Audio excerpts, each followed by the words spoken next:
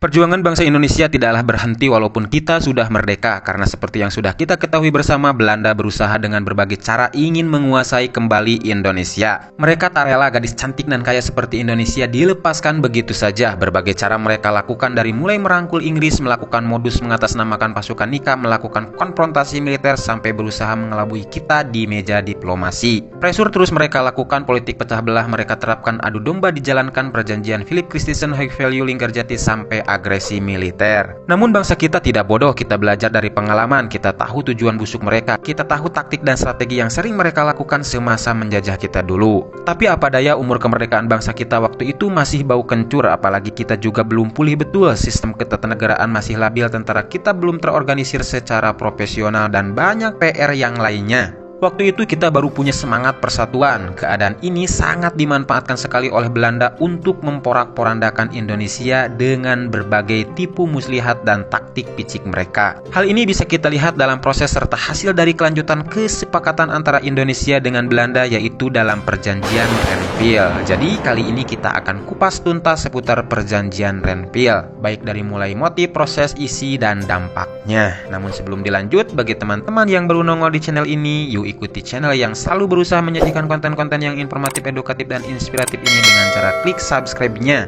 agar kami kedepannya lebih bersemangat dalam menyajikan konten-konten yang berkualitas. Oke, seperti yang sudah saya bahas di video sebelumnya tentang perjanjian Linggarjati, di mana pada akhirnya Belanda melanggar perjanjian tersebut dan kemudian melancarkan agresi militernya. Maka perang gerilya pun tak bisa terelakkan lagi sebagai bentuk perlawanan bangsa Indonesia terhadap Belanda.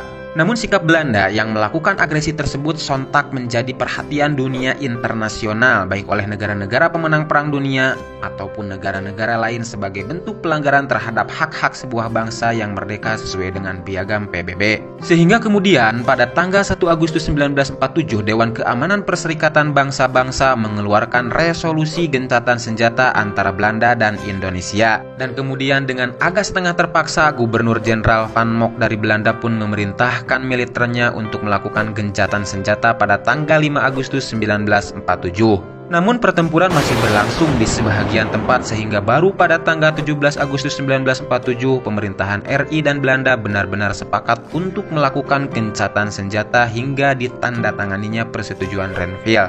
Dan hal tersebut tetap tidak memupus pertempuran kedua belah pihak, karena pertempuran terus terjadi antara tentara Belanda dengan berbagai laskar-laskar yang tidak termasuk TNI, dan sesekali unit pasukan TNI juga terlibat baku tembak dengan tentara Belanda, seperti halnya yang terjadi di daerah antara Karawang dan Bekasi. Kemudian pada tanggal 25 Agustus 1947, Dewan Keamanan mengeluarkan resolusi yang diusulkan Amerika Serikat bahwa Dewan Keamanan PBB akan menyelesaikan konflik Indonesia-Belanda secara damai dengan membentuk komisi 3 negara yang terdiri dari Belgia yang dipilih oleh Belanda, Australia yang dipilih oleh Indonesia, dan Amerika Serikat yang disetujui kedua belah pihak. Kemudian, walaupun resolusi yang diusulkan oleh Amerika Serikat secara lisan sudah disepakati, namun pada tanggal 29 Agustus 1947, Belanda tetap memproklamirkan garis Van Mock yang membatasi wilayah Republik Indonesia dan Belanda, di mana wilayah Republik Indonesia menjadi tinggal sepertiga Pulau Jawa dan kebanyakan pulau di Sumatera, dan yang paling parah, Indonesia tidak mendapat wilayah utama penghasil makanan. Kemudian blokade oleh Belanda juga mencegah masuknya persenjataan, makanan, dan pakaian menuju ke wilayah Republik Indonesia. Hal tersebut sangat melenceng dari perjanjian dan kesepakatan sebelumnya, di mana pihak Belanda terus-menerus melanggar dan mencuri-curi kesempatan di saat bangsa Indonesia lengah. Perjanjian Renville sendiri ini dimulai pada tanggal 8 Desember 1947 sampai 17 Januari 1948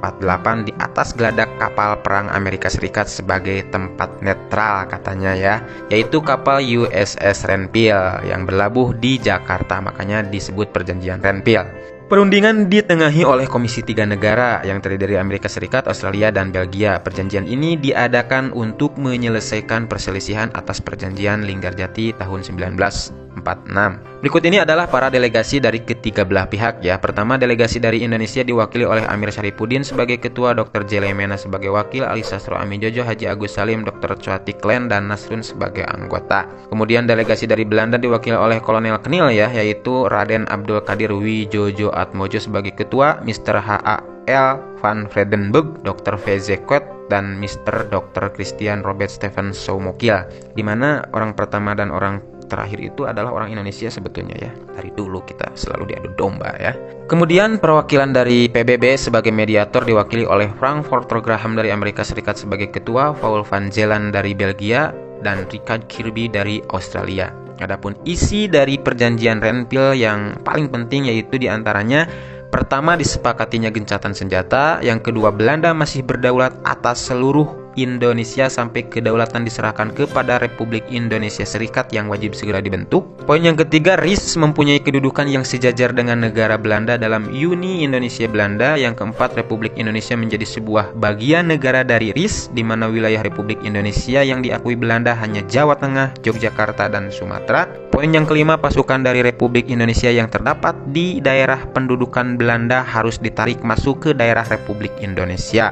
Hal ini ditandai dengan disetujuinya garis demarkasi yang memisahkan wilayah Republik Indonesia dan daerah pendudukan Belanda yang dikenal dengan garis Panmok. Kita akan bahas garis Panmok di video terpisah ya. Kemudian poin yang keenam, sebelum terbentuknya RIS, Belanda harus menyerahkan sebagian dari kekuasaannya pada pemerintahan federal sementara. Poin yang ketujuh, akan diadakan pemilihan umum untuk membentuk Dewan Konstituante RIS. Dan poin yang kedelapan, akan diadakan plebiscit atau semacam referendum pemungutan suara untuk menentukan nasib wilayah dalam Republik Indonesia Serikat. Di mana bagi Indonesia sendiri, perjanjian Renville ini hanya memberikan janji referendum di wilayah kekuasaan Belanda di Jawa, Madura, dan Sumatera. Rakyat di wilayah jajahan Belanda yang lain dijanjikan boleh memilih bergabung dengan RIS atau membentuk negara sendiri. Kemudian sebagai dampak pasca perjanjian Renville, pihak Republik pun harus mengosongkan wilayah-wilayah yang dikuasai TNI, sehingga pada bulan Februari 1948 dikenal dengan Divisi Siliwangi yang hijrah ke Jawa Tengah. Divisi ini pun mendapatkan julukan pasukan hijrah oleh masyarakat kota Yogyakarta yang menyambut kedatangan mereka. Namun tidak semua pejuang Republik ya yang tergabung dalam berbagai laskar mematuhi hasil persetujuan Renville ini, seperti Barisan Bambu Runcing dan Laskar Hizbullah serta Sabilillah di bawah pimpinan Sekar Marijan Kartosuwiryo. Mereka terus melakukan perlawanan bersenjata terhadap tentara Belanda. Bahkan setelah Soekarno dan Hatta ditangkap di Yogyakarta, Sekar Marijan Kartosuwiryo yang menolak jabatan Menteri Muda Pertahanan dalam Kabinet Amir Syarifuddin menganggap negara Indonesia di bawah pimpinan Soekarno telah kalah dan bubar. Kemudian ia mendirikan Darul Islam Tentara Islam Indonesia atau DITII hingga pada 7 Agustus 1949 di wilayah yang masih dikuasai Belanda, tepatnya di Tasikmalaya. Waktu itu Kartosuwiryo menyatakan mendeklarasikan berdirinya Negara Islam Indonesia atau NII. Di daerah lainnya, akibat dari perjanjian Renville ini juga melakukan hijrah, seperti pasukan dari Resemen 40 Damar Wulan bersama batalion di jajarannya seperti Batalion Gerilya 8, Batalion Gerilya 9, Batalion Gerilya 10, Depo Batalion X Ari Pangkalan 10, serta Kesatuan Kelaskaran dengan total pengikut sebanyak 5.000 orang lebih. Juga hijrah ke daerah Blitar dan sekitarnya. Resimen 40 Damar Wulan ini kemudian berubah menjadi Brigade 3 Damar Wulan dan batalionnya pun berubah menjadi Batalion 25, Batalion 26, dan Batalion 27. Selain dua kasus di atas sebagai dampak dari perjanjian ini, sebetulnya masih banyak dampak lainnya yang mungkin kita akan bahas di video terpisah. Yang pasti kesepakatan yang dicapai pada perundingan Renville ini ternyata akhirnya juga diingkari kembali oleh Belanda. Hal ini ditandai dengan Belanda melancarkan agresi militernya yang kedua pada tanggal 19 Desember 1948, di mana Belanda berhasil menduduki Yogyakarta sebagai ibu kota Republik Indonesia, dan para pemimpin Indonesia seperti Soekarno dan Muhammad Hatta ditangkap dan diasingkan ke Bangka. Dasar kan, niatnya emang ingin menguasai Indonesia seutuhnya, namun ya agar terkesan sopan melakukan lobby dan diplomasi politik dulu ya, padahal padahal itu hanya modus belaka Belanda ya. Oke, selanjutnya sebelum Yogyakarta jatuh ke tangan Belanda, untungnya pemerintahan Republik Indonesia telah membentuk Pemerintahan Darurat Republik Indonesia atau PDRI di Sumatera Barat, di mana PDRI ini dijalankan oleh Mr. Amir Syarifuddin Prawiranegara. Selain itu dibentuk pula Komando Perang Gerilya yang dipimpin oleh Jenderal Sudirman. Jenderal Besar Sudirman kemudian mengeluarkan surat perintah siasat nomor 1 yang isinya mengharuskan semua pasukan hijrah pulang dan melanjutkan gerilya di daerah masing-masing, seperti pasukan Siliwangi dan pasukan Brigade 3 Damar Wulan pimpinan Letkol Muhammad Surjadi yang melaksanakan winged